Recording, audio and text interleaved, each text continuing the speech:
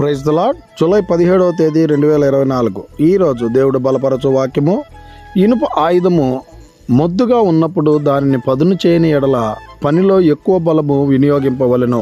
అయితే కార్యసిద్ధికి జ్ఞానమే ప్రధానము.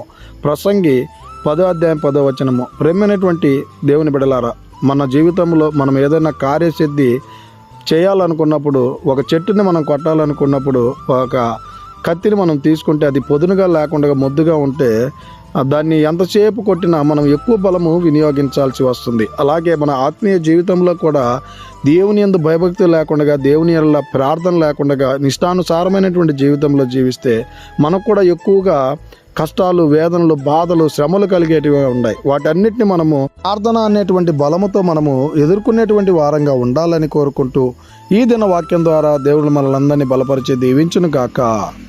ఆమెన్. God bless you.